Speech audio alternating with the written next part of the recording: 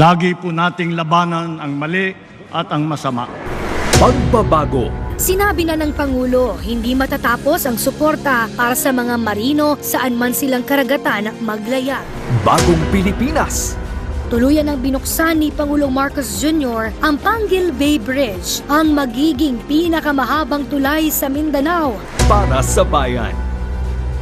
Ang Pasay City sa Iloilo naman ang tinungo ng Pangulo para sa pamamahagi ng 51 PTVs sa mga local government units sa Western Visayas. Para sa mamamayang Pilipino. Lahat po ng ahensya ng pamahalaan.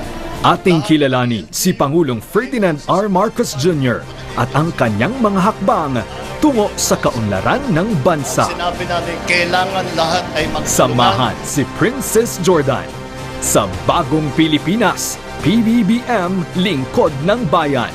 Tuwing Linggo, alas 8:30 ng umaga sa IBC 13.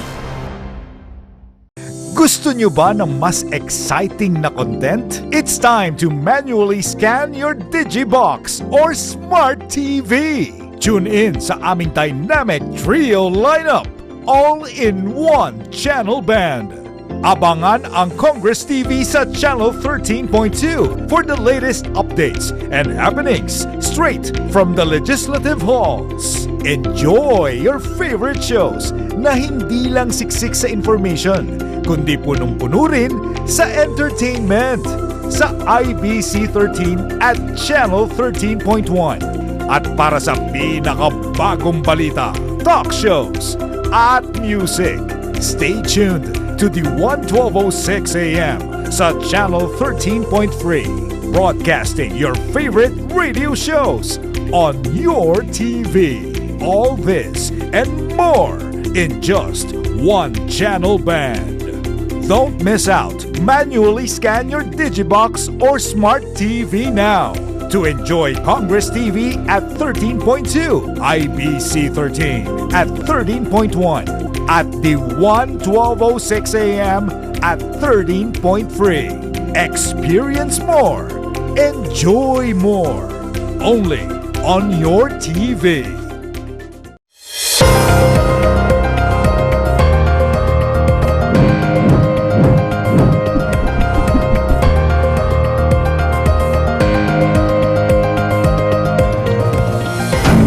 Sa Kongreso, nagsisimula ang tunay na pagbabago. Mula sa mga bago at panukalang batas, makabuluhang pulisiya at agarang pagtugon sa mga isyong kinakaharap ng bawat Pilipino. Ihahatid namin ang kwento ng pag-asa at pagkakaisa. Tumutok sa Congress News ang boses ng lehislatura para sa mas maunlad na bayan. Panoorin tuwing Lunes hanggang Huwebes alas 5:30 hanggang alas 6 ng gabi. Dito lamang sa Congress TV at IBC 13. Mapapanood din kami online sa aming social media pages. Makialam, makilahok at maging bahagi ng pagbabago. Sama-sama nating itaguyod ang bagong Pilipinas para sa bawat Pilipino. Ang Lotto nasa IBC 13 na. Grand money winning games every day. Super na super surprises at mega chances ang winning. Basta marami kang tickets. PCSO Lottery Draw. Araw-araw ang bulahan tuwing 2 p.m., 5 p.m. and 9 p.m.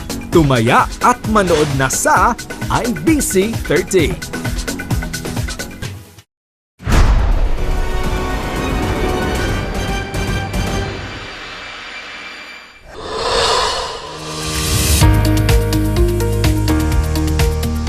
Papunta na tayo sa inaasam na bagong Pilipinas.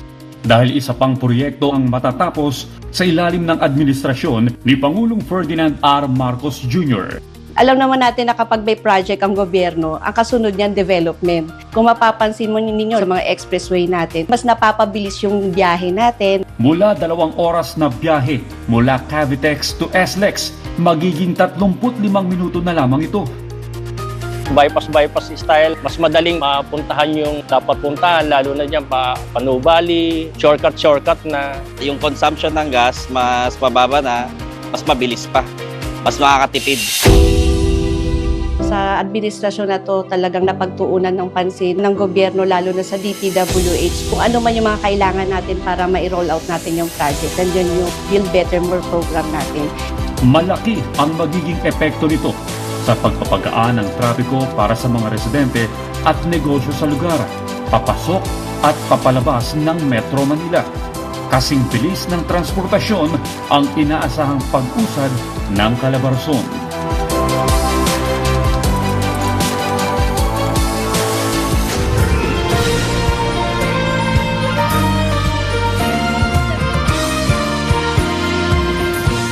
Ito si Rose Lango, ang inyong nagabay at kaaksyon. Tingnan ang mga programa at ginagawang aksyon ng mga lokal na pamahalaan. The Bayat Action have proven itself to be an essential institution in our city. Para sa mas maunlad at maayos na komunidad. Habang kami binababa, tinataas naman kami ng Diyos. Samahan si Rose Sulangon sa Gabay at Aksyon.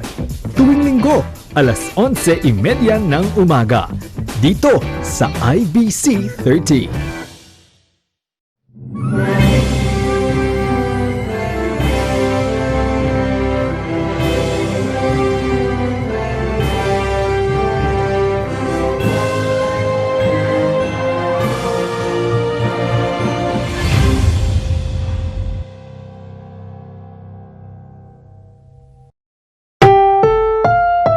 Ang susunod na programa ay rated PG. Patnubay at gabay ng magulang ay kailangan sa mga batang manonood.